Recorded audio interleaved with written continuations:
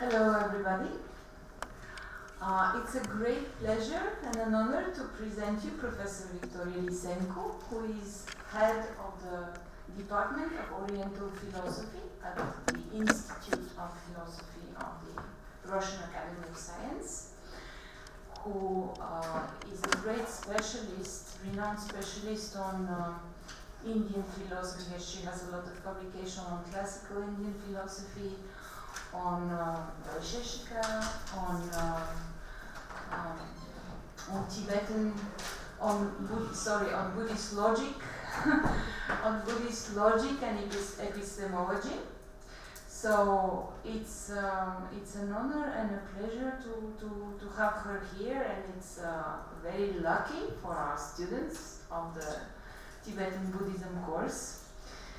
So I give the floor to Professor Lysenko, who will talk to us today about Buddhism as an interactive religion. Thank you very much for this presentation. I'm thanking all of you for coming. I must say that I'm very happy to be here because it is the first Indian university, Indian private university that I'm visiting, and it is my first experience to talk to not to philosophers, but to the students of other different subjects which are very, very far from philosophy. So I will try to be as simple as I could, and I try to explain to you the terms and the expressions, specific philosophical terms, which I will be using. And I begin with the idea of world religion. So I would like to know whether you are acquainted with the term world religion and what is meant by it. To find about your knowledge, I will ask you some questions in order to make our communication interactive. So please tell me, is Hindu religion a world religion? Who thinks that Hinduism is a world religion? Please raise your hands. So, Hindu religion is not a world religion. Are you sure of that? Tell me why. For what reason we cannot call Hindu religions world religions?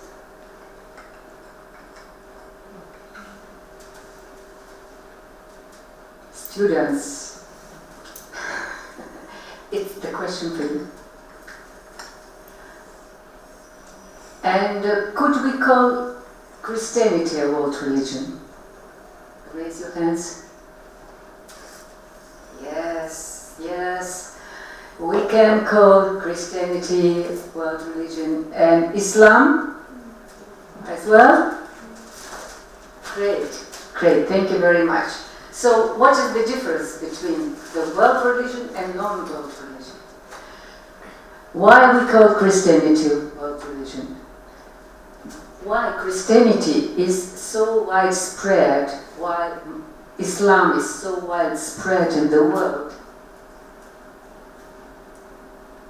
Maybe because they address not a specific people, not a chosen people, but everybody.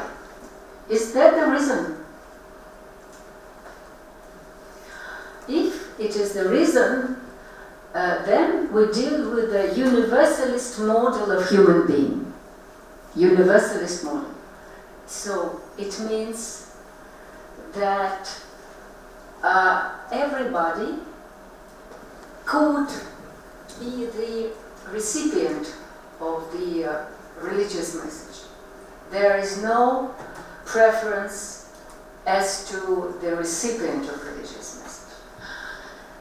So Buddhism, in this sense, is a world religion, because Buddhism admits that a spiritual potency to self-perfection is proper to every human being, independently of origins, social status, and independent of caste. The Buddhist religion is against caste and caste apartheid, ethnicity, gender, or profession, occupation. It's almost the same thing as caste. Sorry, let's jump to another. Okay. So, this is the feature that unites Buddhism with other world religions. But what is this specificity of Buddhism as compared to the other world religions?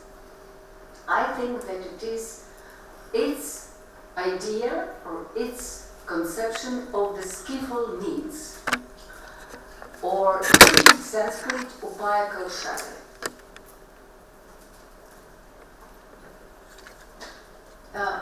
In what it consists?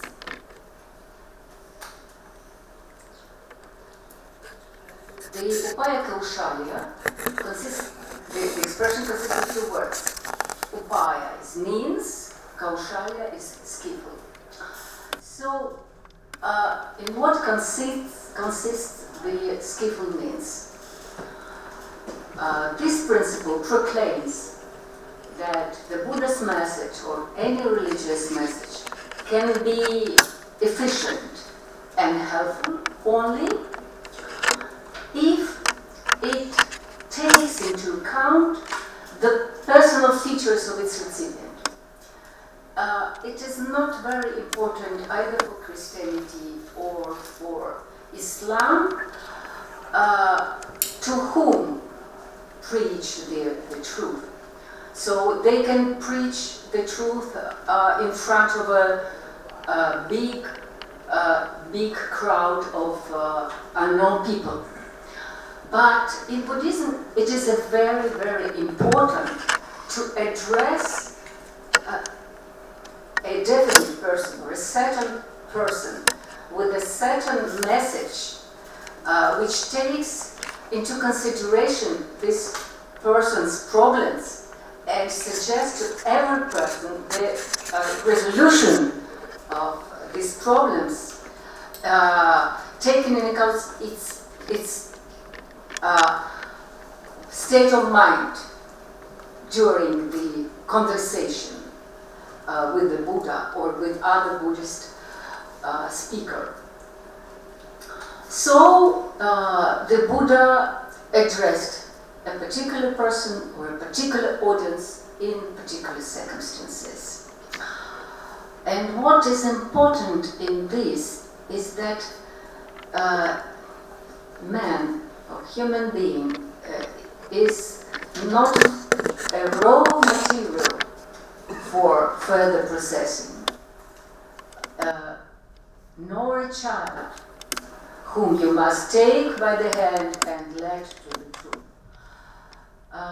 No heretics, because the prophets of other world religions divided the audience between the believers and heretics. There is no talk about barbarians, heretics, heathens in the Buddha's conversation with people. But how did Buddha proceed? How could he realize this tragedy of individual approach to everything? I suggest that there were a number of his, so to say, tactics or algorithms of his pedagogical strategy. So he tries to make his message a sort of interactive communication on a particular occasion with a narrow circle of people who are connected with this occasion. And this communication, he's in constant interaction, receiving the feedback from his audience. We will see that when we address ourselves to the example. We will see that Buddha, all the time, he asks the audience whether they agree with him or not. He never utters truth which should be taken on faith. And he always puts arguments which are very simple and understandable for his audience, which are expressed in the language comprehensible for the person in question,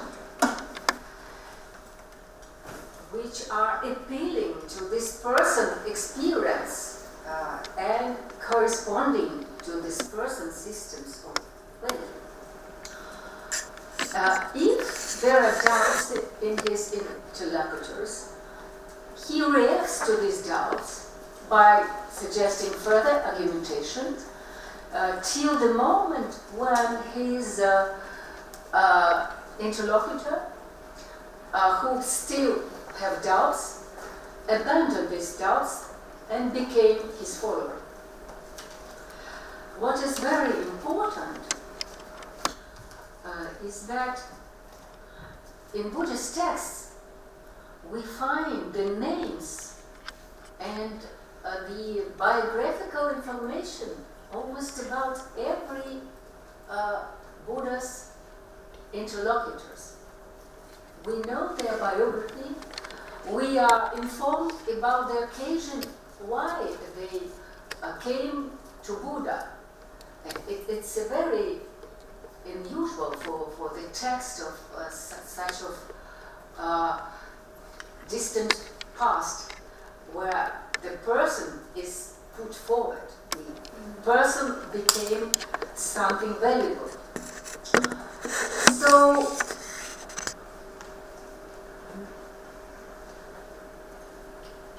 what is other important feature is that Buddha never make any sermon in front of an anonymous crowd or in front of some average man in a crowd, Tarjana. He tried to transform the inner world of his followers, to transform their attitude to life. And for this, he tries to find in every person some point, some feature that he could cling to, and through this, changing this feature, he may arrive to the transformation of the whole person.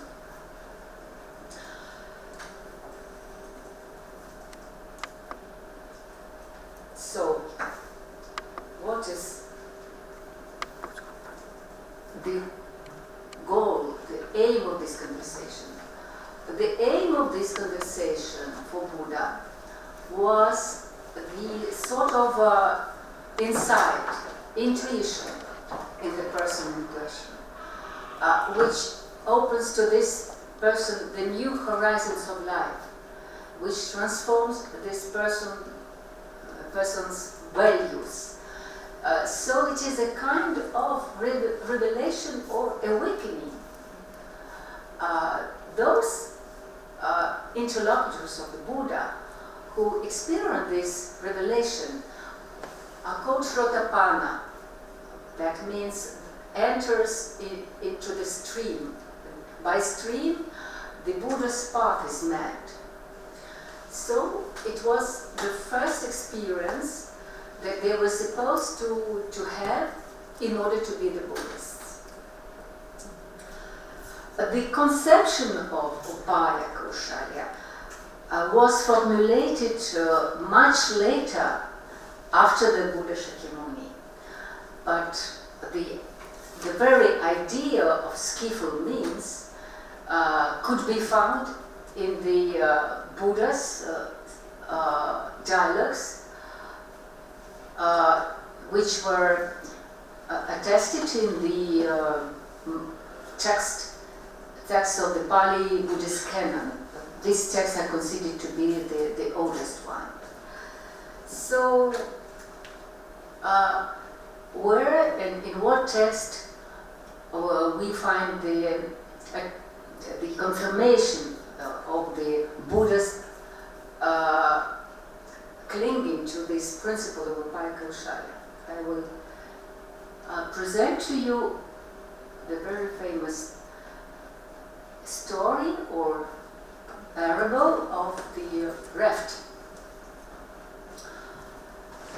The Buddha speaks about a man who, wishing to cross a turbulent river, builds himself a raft, uses it, and then says, having crossed over to the further shore, this person might think, how useful this raft has been to me, for it was in dependence on this raft that, making an effort with my hands and feet, I have crossed over to safety on the further shore. Why don't I, having hoisted it on my head or carried it on my back, go wherever I like?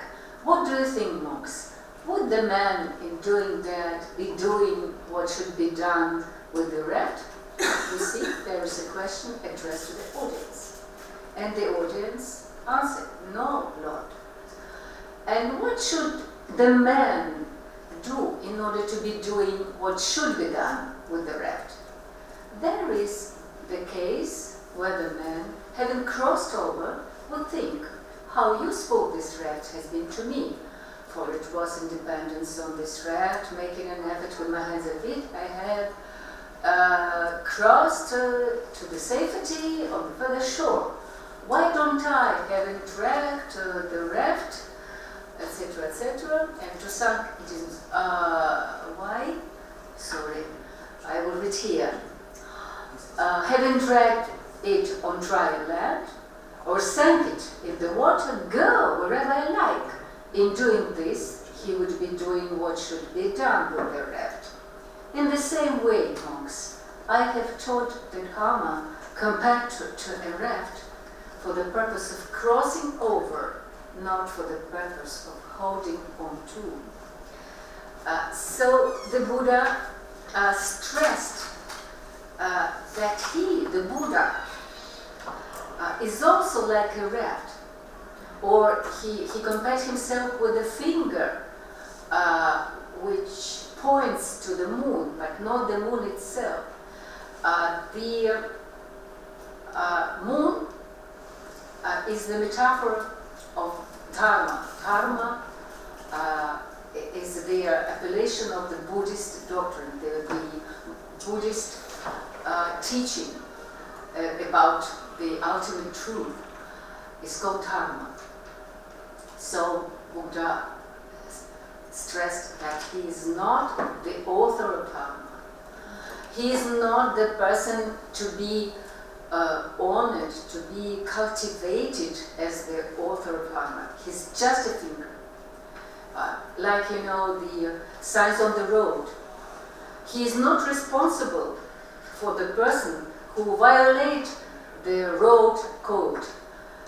He gave the signs to direct people in the right direction, but if they do not arrive to the destination, it wasn't his fault. He is not responsible.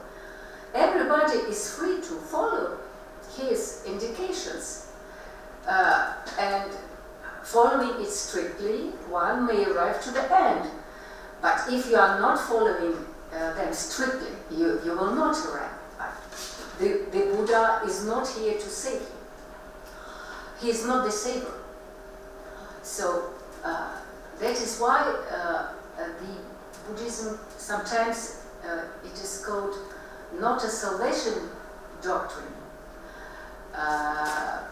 where the savior is the God or some other spiritual creature, but a doctrine of salvation of oneself.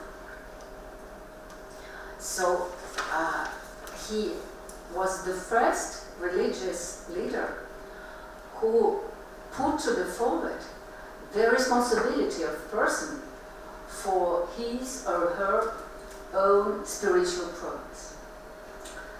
That is a very, very important feature of Buddhism. And continuing the topic of Upaya Kaushalya, I would like to refer to the famous quote from the book of one of the first Western Buddhologists, Thomas Davids, who formulated it in a very precise way. Let me show you this citation. What means Upaya Kaushalya? Speaking of sacrifice to the Christ, of communion with God with a follower of the common ideology, of Brahmin pretending to a high position in society with an arrogant Brahmin, of the mystical insight with those who believe in it. He has followed one and the same method. Gautama, as far as it was possible, Gautama is Buddha's clan name, puts himself in the psychological position of the one who asked him questions.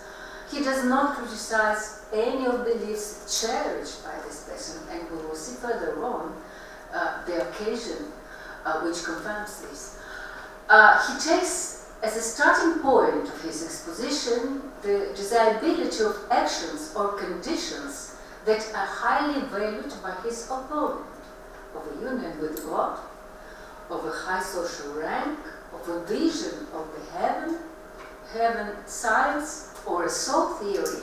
He even uses the very phraseology of his interlocutors, that what I was called the common language. Then also, partly by investing these words within you, and from the Buddhist point of view, a higher meaning, partly by appealing to the ethical conceptions that are common to him and his interlocutor, he gradually makes him to arrive to his own conclusion. That is a great skill of the Buddha as a teacher and as a master. So we can say that the Buddha did not preach in the strict sense of the word, because he never appeals the public with his dharma. He never comes to a locality and proclaims, I am going to teach you dharma. No, it is absolutely not possible for the Buddha. The Buddha always responds to the requests of the audience. In India, it is a rule that the spiritual master or guru is not claiming himself to be a guru. These are the students who proclaim him his or her guru. The initiative comes from disciples, not from guru himself. It is the same with the Buddha. If you read the dialogues of the Buddha, this book of the translation of Thomas Davids, there are much more contemporary translations which you can find on the internet. So you can see easily that the Buddha speaks only if he is asked to speak. If somebody comes to him with his quest.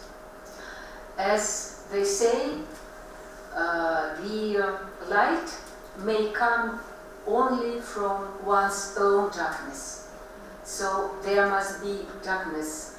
By the darkness I mean the quest, the existential problem which a certain person, all of us, once in our life we may have such a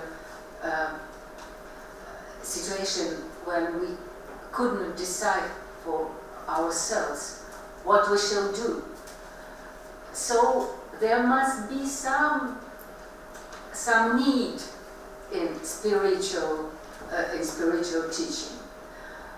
If you have this need, you will not hear what the master says to you. You just would not make a correspondence between your situation and the teaching.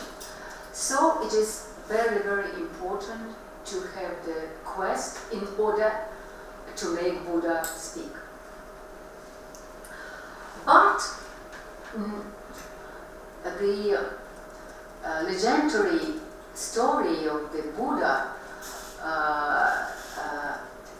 tells us about a moment when the Buddha, after his awakening, didn't want to preach. He didn't want to teach. He hesitated.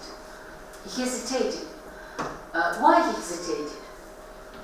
Because he was not sure that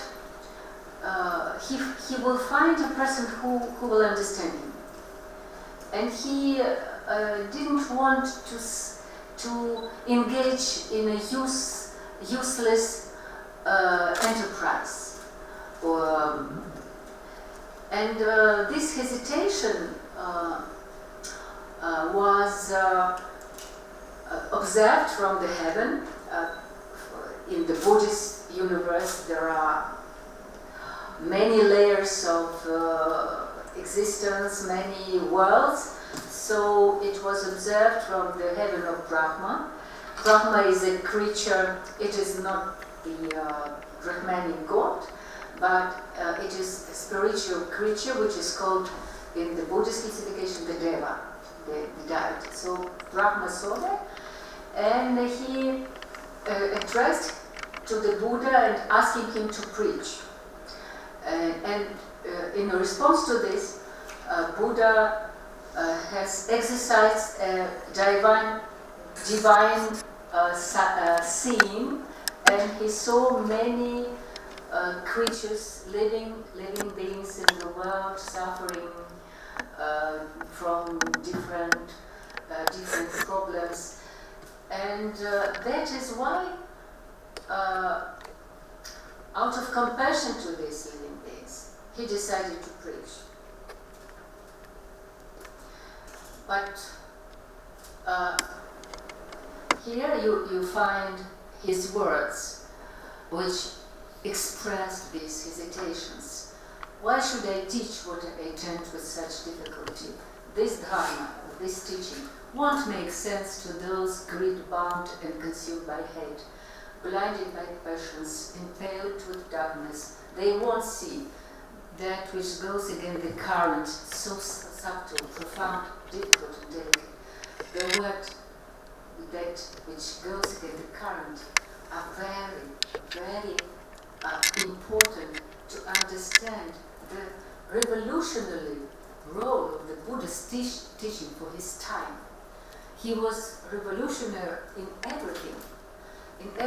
As you see further on, he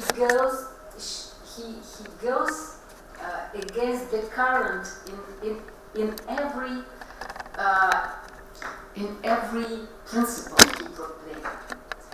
He went against the current in his understanding of asceticism. He was against the severe asceticism of many ascetics of his time. He was against the very spread concept of the permanent soul, Atman, the Atman of the Upanishads. He was against the system of castes, the system of privileges for Brahmans, etc., etc. So, to express the difference between individual potential for spiritual progress, Buddha gives us the example of the lotuses. As in a pond of blue lotuses or water roses or white lotuses, some blue lotuses or water roses or white lotuses born in water, grown up in the water, do not emerge over the water, but thrive hidden under the water. And other blue lotuses or water, etc., you can read yourself because it is very repeatable. The idea is that the lotuses may have different colors, but they do not differ in colors. They, like colors are representative of varnas, the social straits in ancient India.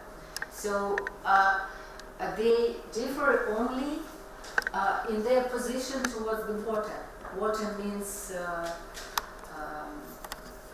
the pollution in this example. So some flowers are covered by pollution. Some flowers are standing above the pollution, but the pollution touches them. Some are above the pollution and the pollution doesn't touch them. So this is the idea which illustrates the difference of the spiritual potentials in human beings.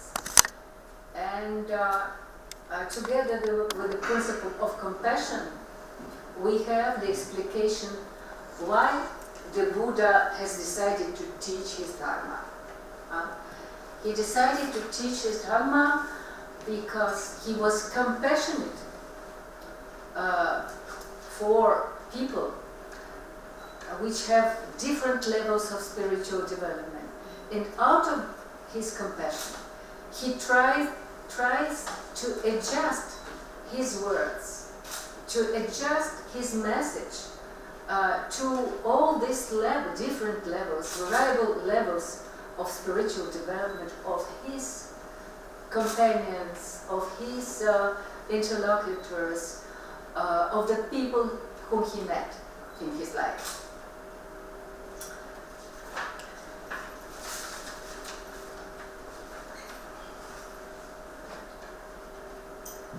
So,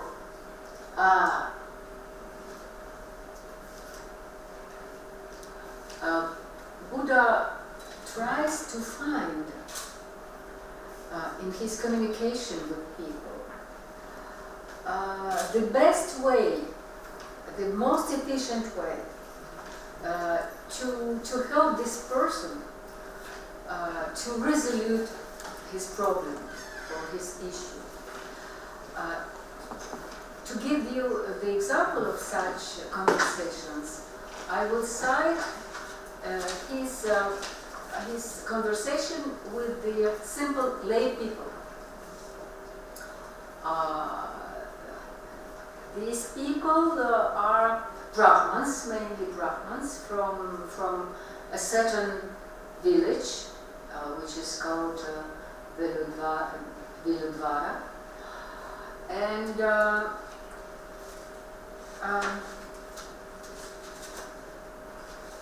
they all gathered to ask him a question. They addressed him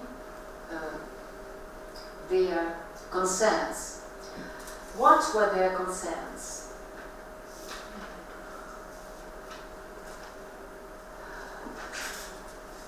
I'm sorry.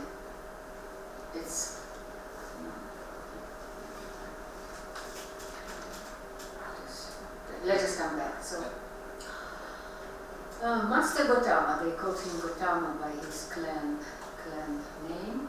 We have such desires, wishes and hopes. May we dwell in a home full of children. May we enjoy country sandalwood. May we wear garlands, scents and makeup. May we enjoy gold and silver using jewelry and money. When the body breaks up after death, may we be reborn in good destination, in a heavenly world. As we have such desires, may the Master Gautama teach us the Dharma in such a way that we might dwell in a home full of children. So they ask him to teach them the lay Dharma, the Dharma not for monks or nuns, for those who abandon their social life, but for the simple lay people. When the body breaks up after death, may we be reborn in good destination in heaven. Let us know that all of family affections, love of jewelry, love of spices, instinct of ownership, or desire for progeny, desire to continue living in bliss to paradise. All these features were believed in Buddhism to constitute the obstacles to spiritual perfection. But, as we can see, Buddha did not condemn them for that. He did not require of them to abandon their property, to abandon their habits. What did Buddha say?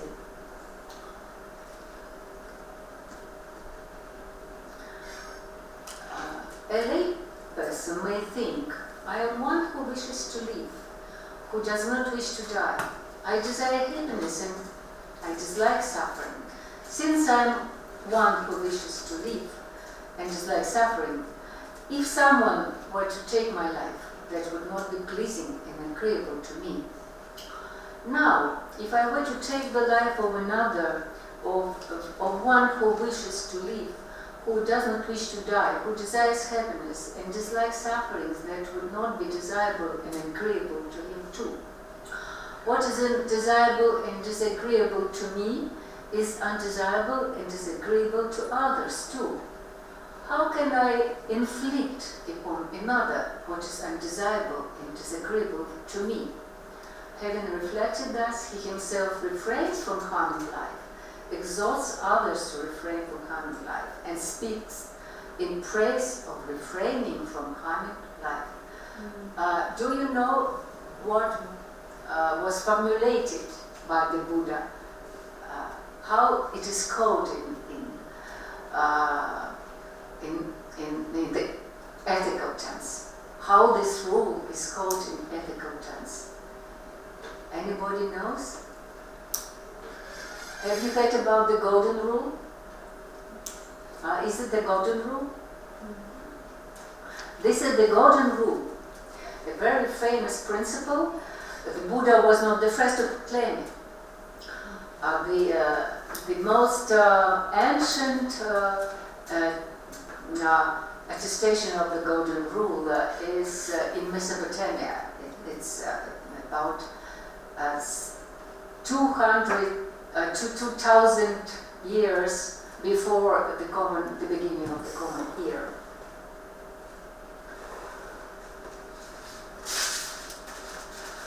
Here, he has exposed the first ethical precept from the 5 famous Pancha-shila, or 5 precepts, general precepts. Like, it was the first one, ahimsa, not harming. The other are not taking the non-given, refraining from sexual misconduct, refraining from false speech, etc., refraining from intoxication oneself. And what is important is that every of these precepts was not followed in a, how to say, dogmatic way, by repetition of it, by memorizing it. It was followed by cultivating the antidote to it. For example, not harming, the antidote to not harming, to harming is cultivating kindness and compassion. Antidote to asteya or theft is cultivating generosity and renunciation. The antidote to false speech is cultivating contentment and faithfulness.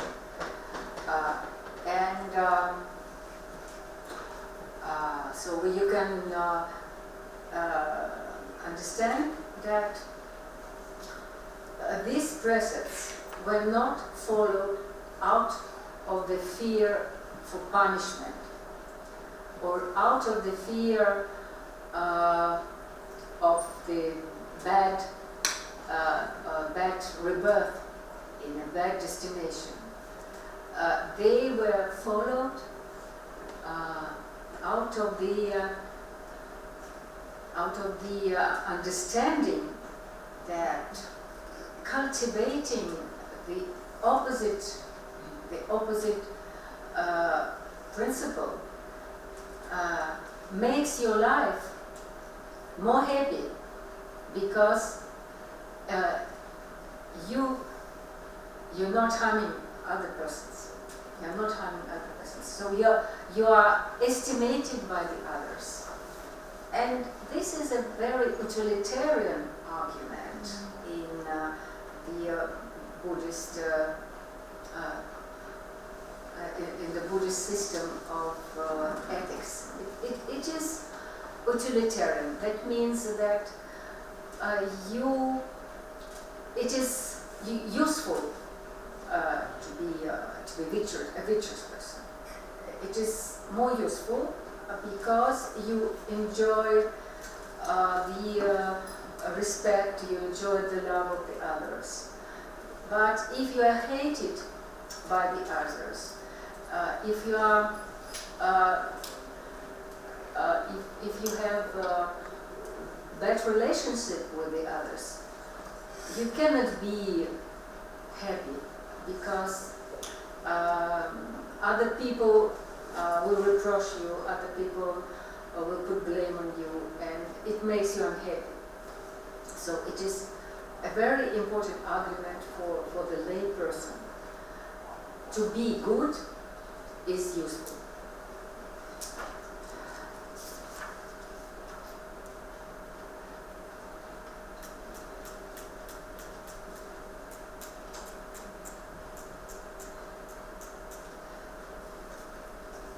The other very important principle which is connected with the Upayakosharya is the Buddha's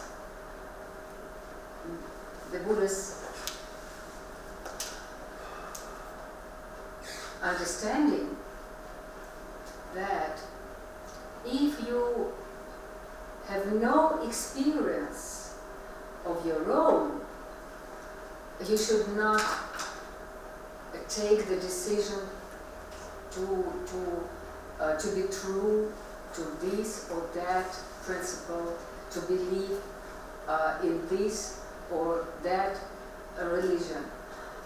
Because for him, if you take on something on faith, that means that you are not thinking yourself. That means that you are not developing your consciousness. You know, in the Buddhist hierarchy, in the Buddhist classifications of the Buddhist followers, those who act only on faith have the last place. And it is said about this category of people that they will never reach the highest goal. They will never reach nirvana. They will never realize the bodhi, the awakening. Because to arrive to the Buddhist goal, to the nirvana or extinction of unwholesome states of mind, destructive emotion, things like that. It is only through your own consciousness that you can do that. You cannot do that if you simply believe, if you simply follow some instruction. It will be absolutely useless for you.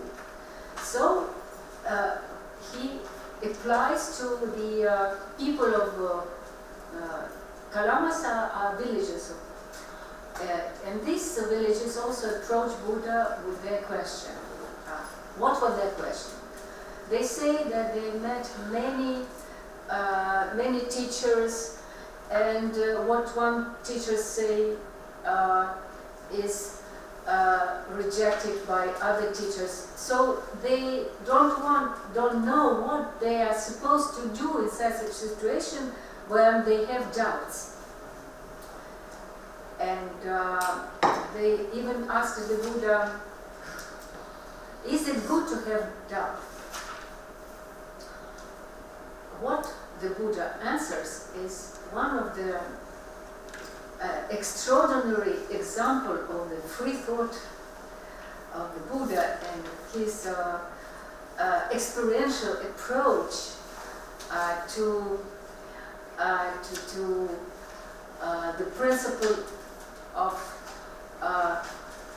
human ability to take the right decisions. It is proper for you, Kalamas, to doubt, to be uncertain. Uncertainty has arisen in you about what is doubtful. Come, Kalamas, do not go upon what has been acquired by repeated hearing, nor upon tradition, nor upon rumor, nor upon what is in a scripture, nor upon surmise, nor upon an axiom, nor upon specious reasoning, nor upon a bias towards a notion that has been pondered over, nor upon another seemingly ability, nor upon the consideration. The monk is our teacher. Kalamas, when you yourselves know these things are bad, yourself know them from your own experience, these things are blameable, these things are censured by the wise, undertaken and observed. These things lead to harm and ill. Abandon them. So he proposes to every person to decide what is good or bad for this very person, for himself, for herself. And when Buddhist monks are supposed to choose their teacher, they do the same. They examine all the teachers. They hear to all the teachers in their monastery. They examine their works. They observe their behavior. And only after this examination and research, they may choose someone. But if they have chosen, that means that after that, they should follow this person without any doubts. And this is a very important thing. To take a deliberately well-weighted decision after the examination. The importance of personal experience is very beautifully illustrated by the famous parable or story of the mustard seed. Do you know the story about mustard seed? No? I will tell you. This is about a woman who lost her baby son. She was absolutely desperate about this terrible event. She she was looking for someone who could help her. What kind of help she wanted? She wanted that somebody could revive her son, could bring him back to life. And it is clear that she was looking for some fakir or magician or a person endowed with great spiritual skills, extraordinary capacities which are called siddhi. So somebody proposed her to go to the ascetics Gautama, which is, as we know, the Buddha's clan name. She approached the Buddha and she asked him to bring back her son. And what is extraordinary, that Buddha promised her to do that.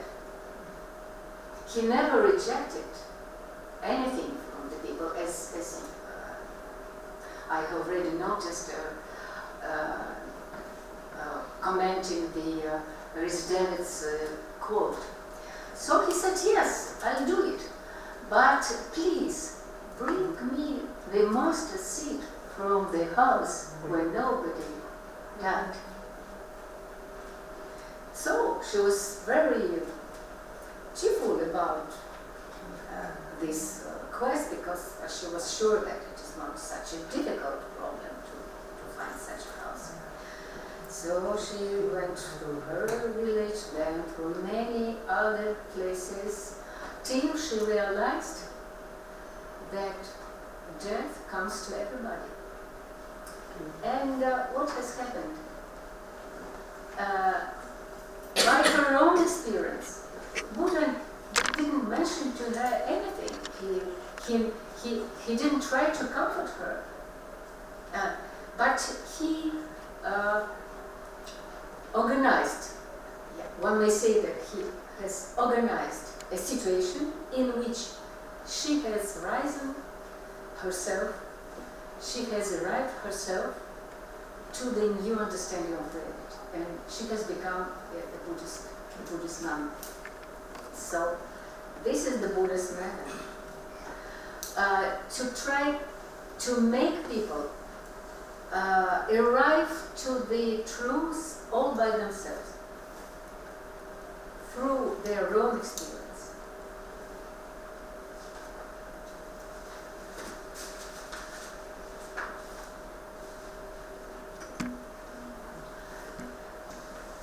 So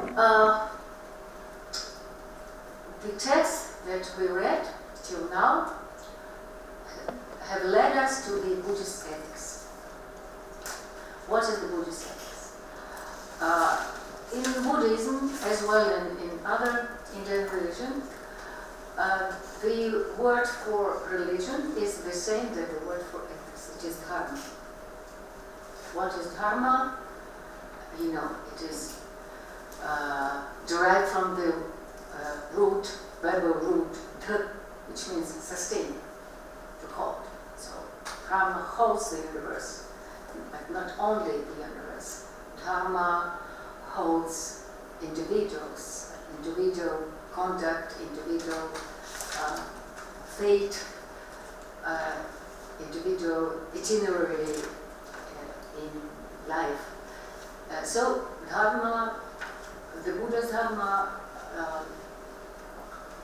includes the Buddha's discourses on the Four Noble Truths and Noble Eightfold Path, and also the later traditions, the later interpretations of these principles are also included in the Buddhist understanding of Dharma.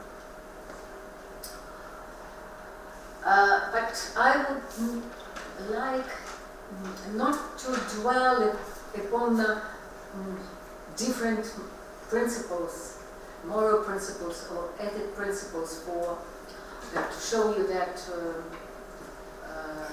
they always are they are correlated with the particular audience. As the 5 major general principles are correlated with laity as well as with monks, because it was the most general ethical principles. But other principles, precepts for good conduct, for good behavior, etc., were more specialized. For the monks, there were much more principles. As you can imagine, the rules for nuns were much more strict. They are much more. If for the Buddhists there were a little above 200, for the women, for the nuns, it were much more than 200. I don't remember the exact figures, but it is much more strict. I would like to discuss with you the more profound and basic foundations of the Buddhist ethics, by which I mean the Buddhist concept of karma and samsara. What is karma? The word karma means action or deed. And what is the idea of karma? It is the idea that the action is not exhausted by its fulfillment. Every action has a potentiality which may be activated in the future. The potential or a trace is some seed, a sort of seed that the action may leave in the person's consciousness, and that seed, under the same circumstances, under the same conditions, may be activated and may generate the similar action. This is the simplest explanation of the karma. This explanation has a causal character. So karma is regarded as a cause which produces its consequences. That is a very important idea. It is a causal process. And both the cause and effects are connected with morality, with moral coloring of the action and of its consequence. The essence of the causal relationship excludes the role of God as a source of morality and as a moral judge who rewards good action or punishes misconduct. Who is the moral subject in this case? The moral subject is the person, himself or herself. The source of karma is me or you. Because karma is something individual, is something that the person can consume individually. There is no talk of karma of the nation or karma of the state.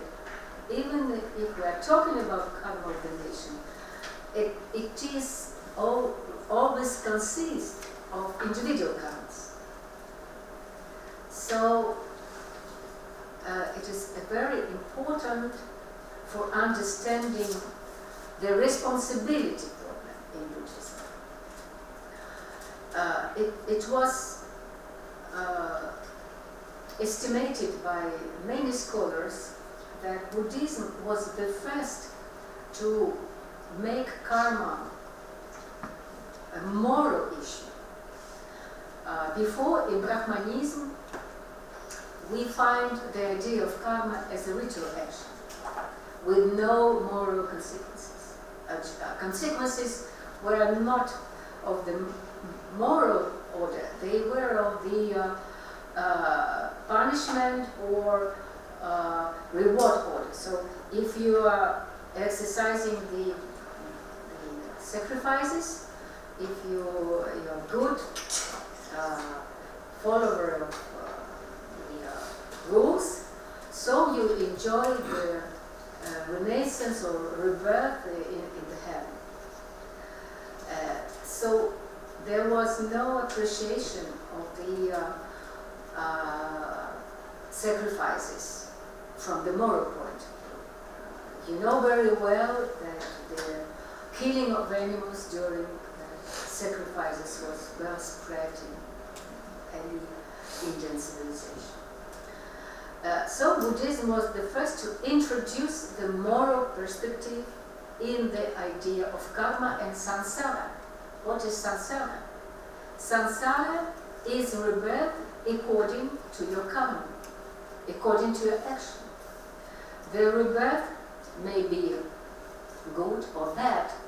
If you behave badly, you will be reborn in a low destination, in the world of animals or in the world of wandering ghosts, or in the case when you are a criminal, you may be reborn in the hell. As for the good destination, the best destination, the better destinations, as many people believe, are the heaven, where the person may be reborn if he is very good in exercising his duties. But in fact, in Buddhism, only the birth in human condition is considered the best. Why? Because only human being can change his or her karma.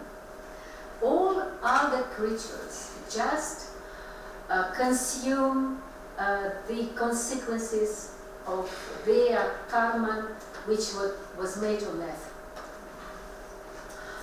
So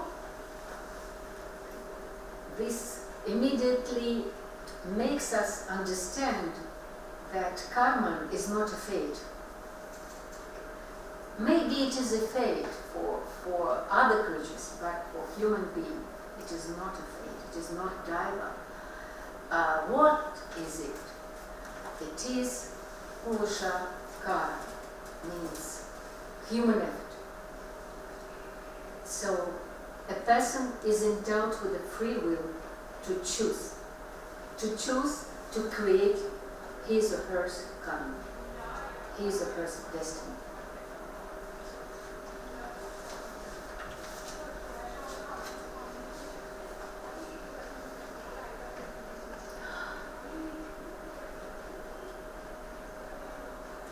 So, the world, which is, as you know, multi-layered in Buddhism. There are worlds of human beings, earthly world, there are worlds of many heavens, there are hells of different layers, etc., etc. All these places became the places of retribution for personal karma. And this perspective, I mean the moral perspective, is not characteristic for the idea of transmigration in other civilizations, where the idea of transmigration was also popular in the ancient world, in Egypt, in ancient Greece. We can find many modifications and varieties this idea of transmigrations of soul from one existence to the other, but only in India and in Buddhism and after Buddhism in other Indian religions, we can have this dependence of the karma upon the moral principles. What makes the Buddhist karma immoral? It is the accent on the karmic potential of only one thing, the intention of human being. There are three varieties of karma. The karma as a physical action, the karma as a speech action, and the karma as a mental action. The mental action, namely the intention, is the most important of all other varieties of karma. So, if your intention is good, it is more important than your action is good. The good action made with the wrong intention will be consumed as a bad action. So the responsibility is mainly for your intention.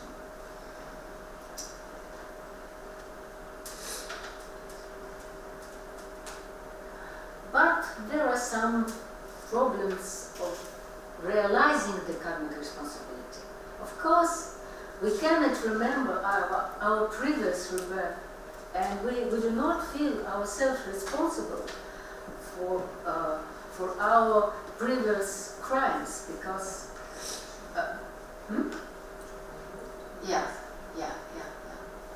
so it is the same as to judge somebody, to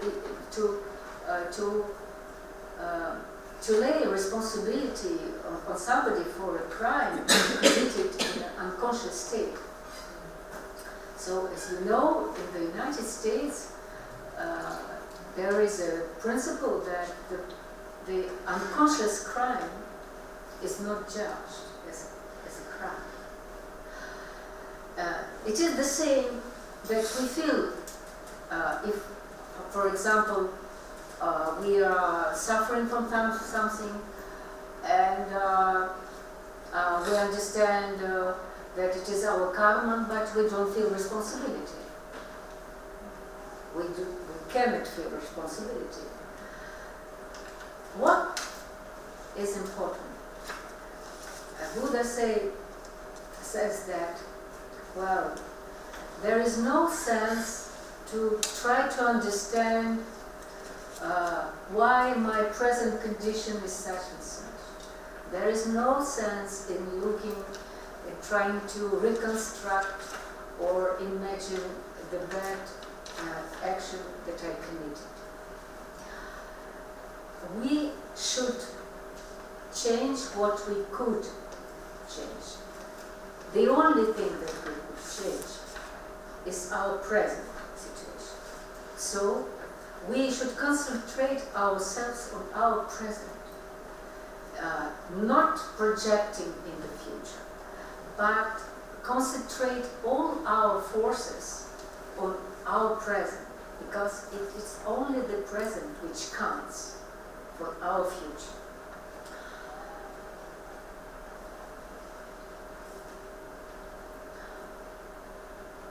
So, as I told you already, there is a side of fate in karma, and there is a side of free will. And the culminating manifestation of this freedom is the ability to overcome the law of karma and to achieve the liberation from the samsara. This is the main goal of all the Buddhists, to achieve to such a state of mind when karma touches us no more, and samsara is no more for us. But this also has its consequences for the Buddhist ethics. So I have here some quotes which confirm the individuality of karma.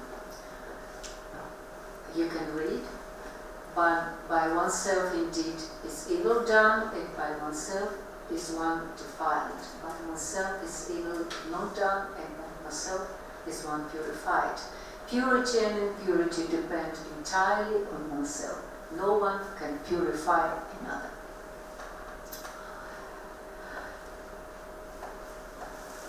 So, I already talked about that.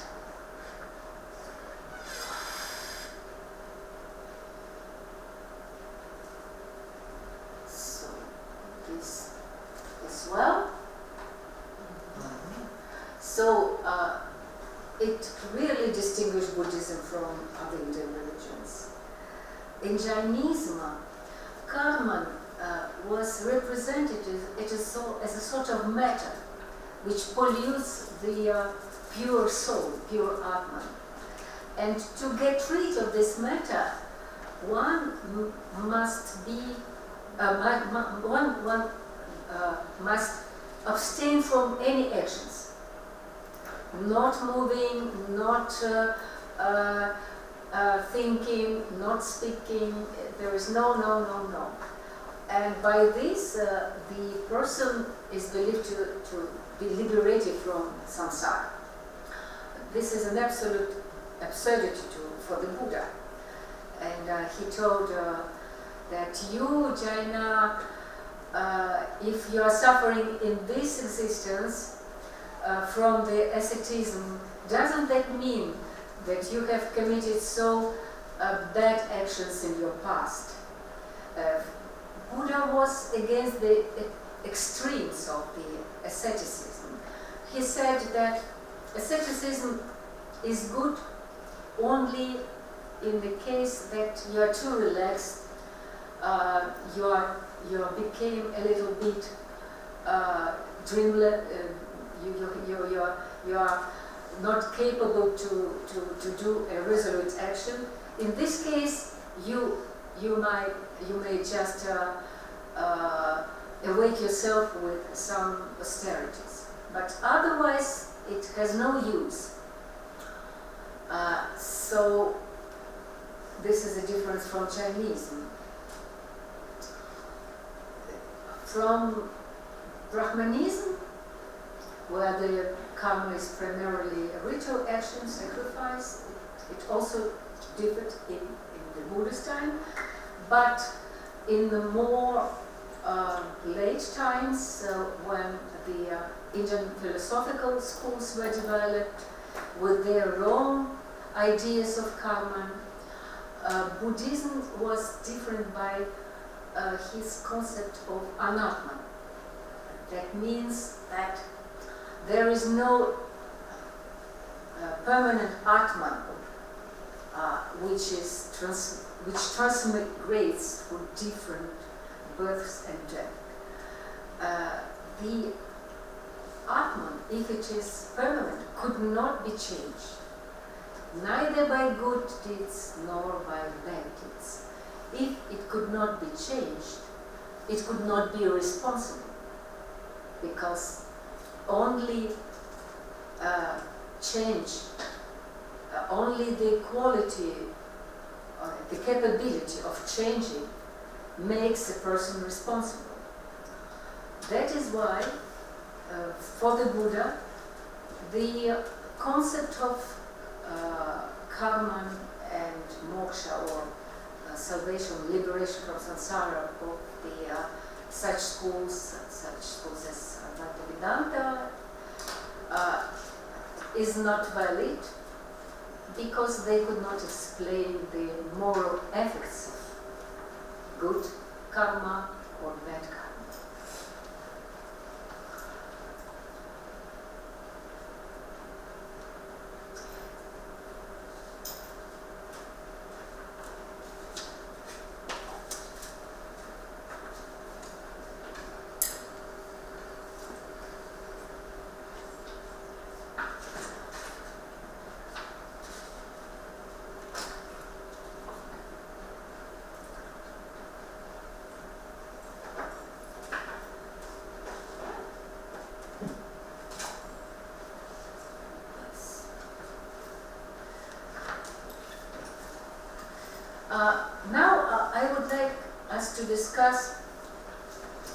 some moral issues. I want you to respond to my question. Who could we call a moral person? The one who follows the accepted moral norms automatically, like a soldier who executes an order? The one who behaves morally out of fear of punishment or in the hope of reward? The one who behaves morally because it is useful to him or to her? The one who follows his or her inner feelings of justice, empathy, love and compassion towards others instinctively? And the one who reflects over his/her behavior and with a sense of responsibility for oneself and others?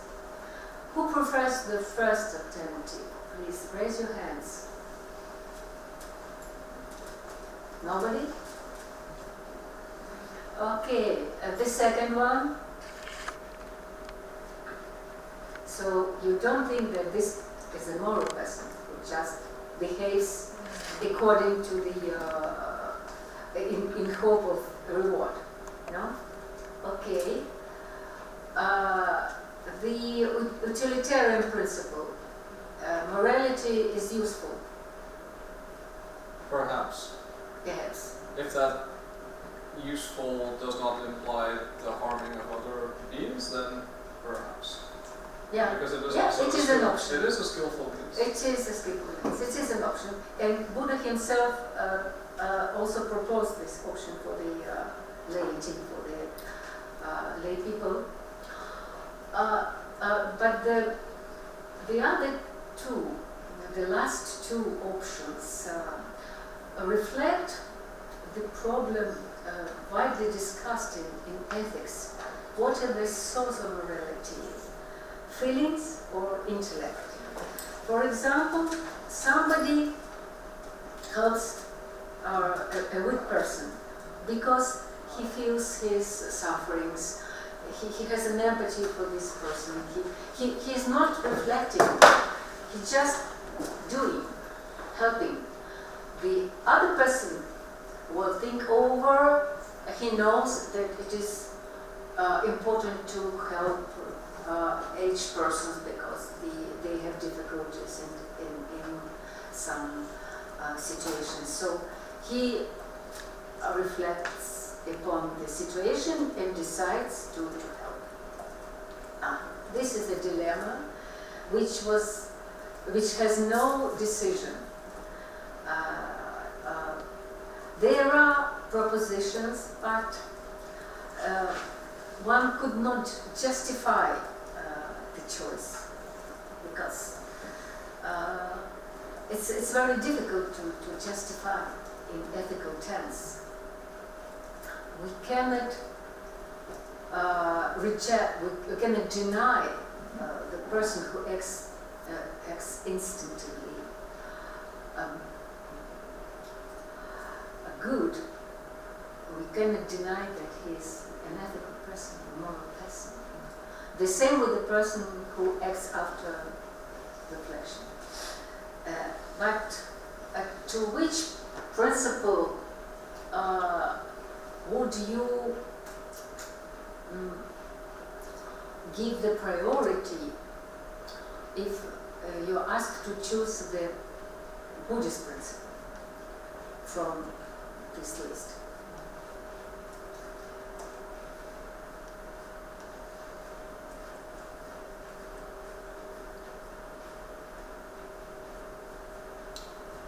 Well, from what you mentioned earlier, the sense of responsibility seems to be the central dynamic of evolution. So I would think that they would consider that the fourth option as more meaningful. Yeah, because a responsibility is much more important matter than simple compassion out of feeling. What we are doing, if we want to comfort somebody, we will normally the person who wanted to be comforted, he waits from us this compassion of trying to feel his problems, empathy with him or her. But in Buddhism, this is regarded as a not very efficient thing, because we could help the person in a more efficient way if we have a cold mind, if we understand what may help the person in the longer perspective. As we have seen with the story of the mustard seed, it is the same situation. The Buddha may simply comfort this woman, embrace her, and say, "Oh, you are suffering so much. Please, I am so compassionate with you. As I feel likewise." And this was the Christian story. I find this story in the one of the very interesting texts of the Orthodox saint who is well known in the West, Antoni Surski. He tells the same story. The woman has lost her son, and she came to the clergy and asked him to help her. He said, "I will help you. You just came back home." She came back home, and during the night she had a dream that her son has become a criminal, whom murders people, who is a treacherous person. So the following day he came back to this clergy, and she said, "Oh, thank God that the God took him. I am so happy that he has died." So it is there the option, just to comfort the person, to propose some consolation. But the Buddha behaved otherwise. He was thinking about the future of this woman. So he created a sort of experiment with her, which finally conducted her to her better life. And I think that this is the decision. This is the question. Yeah.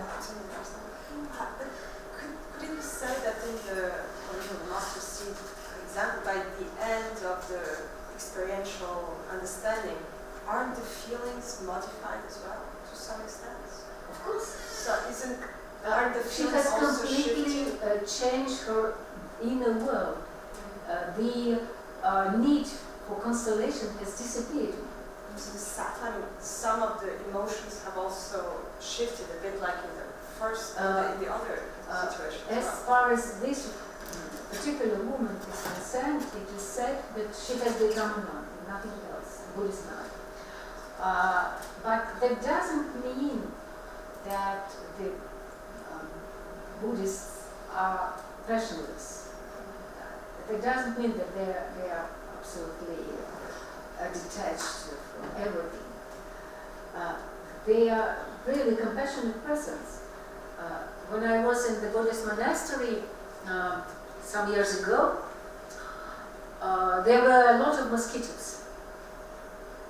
And I have this, reflex, as anyone may have, just to kill them on myself. And a friend of mine, she's a Buddhist, she told me, "Victoria, please don't do that, because for the monks it's very unpleasant. They feel very sorry. They suffer when they see you killing the living beings." But they never mentioned that. But I am sure that they feel something like this, because the Dalai Lama, when he's penetrated in his deepest states of meditation, he told that he is crying for the sufferings of living beings. He feels so strong with suffering that he begins to cry. But if you want to help somebody, you must overstep, you must overcome these emotions in order to be more efficient in your help. What is my... I will finish. If you permit, I will finish. I've come to the conclusion that what is the principle of skillful means as compared to the Buddhist ethics, towards the Buddhist ethics. It makes the Buddhist ethics context-depending and relativistic. And it makes it a matter of the well-informed and thoughtful and responsible choice, which takes into account primarily the benefit not of oneself but of others. So if I am personally suffering, I will not cultivate my suffering for the other as something precious for the other. I will try to help the person, to give this person the tools for self-improvement, for self-perfecting, for self-salvation. So that is all for my lecture, and I welcome your questions.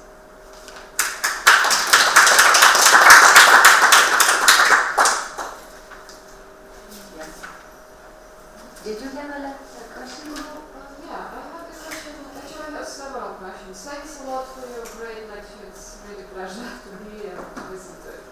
Well, first of all, the story you told about Buddha and the woman who lost her son, and in a Russian context, Antony who...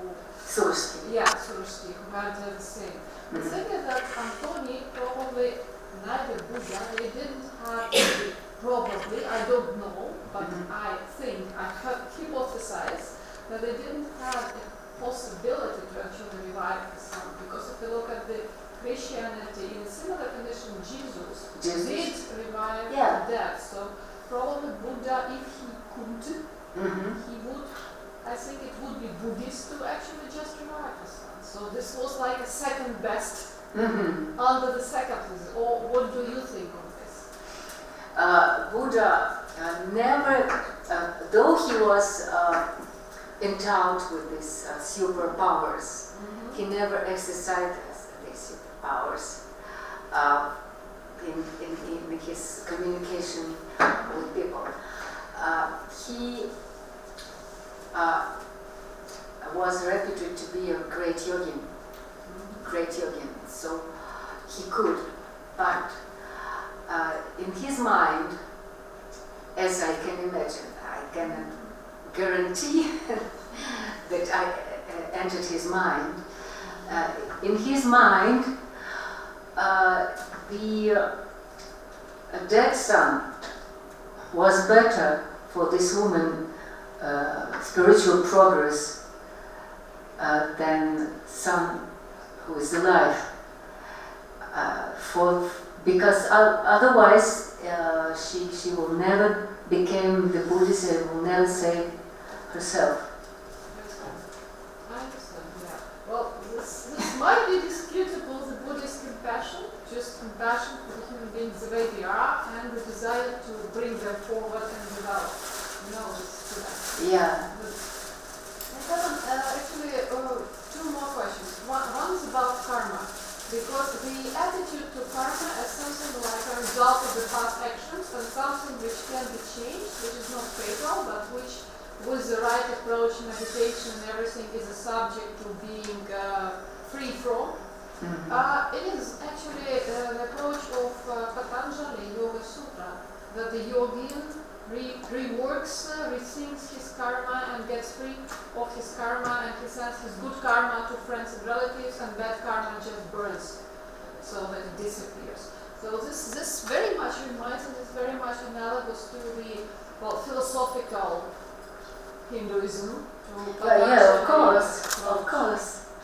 But the difference between Buddhist and Patanjali yogas is that in Buddhism there is no self, and in place of self there is a stream of ever-changing states of mind, ever-changing states of mind.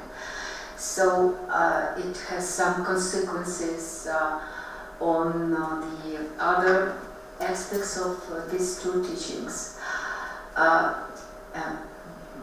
The Buddha and Buddhism developed not so much the yoga of course too, but meditation. And the meditation which is included in the yoga, Ashtanga yoga, is only a part of the meditation program in Buddhism. The most important part was not the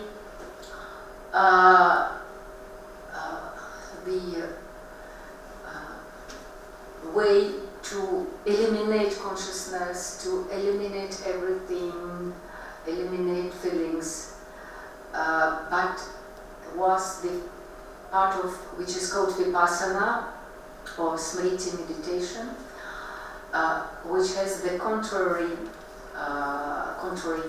aim or result, the liberating insight, the understanding of the reality. And it is connected with the sort of scanning of one's mental states at every moment, and the report about these states as if these states were belonging to some other person, from the third person perspective.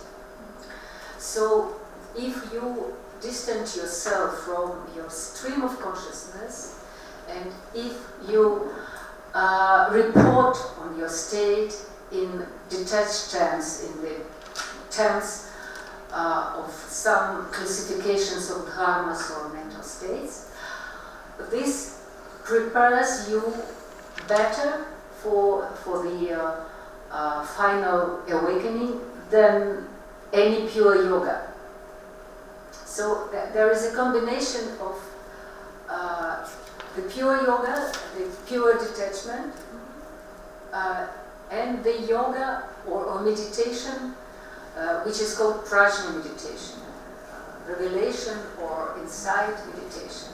When you cultivate the Buddhist the Buddhist approach to world, so this is the Buddha's the most important innovation,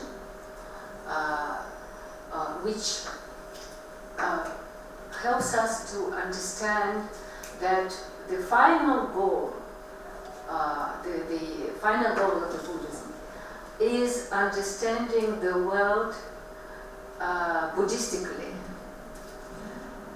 not just free oneself from all understanding like in Asamprajnika Samadhi, not pure consciousness without any conceptions and verbalization, but this kind of positive knowledge, understanding the world Buddhistically correct. This is the difference in my opinion. Thank you very much.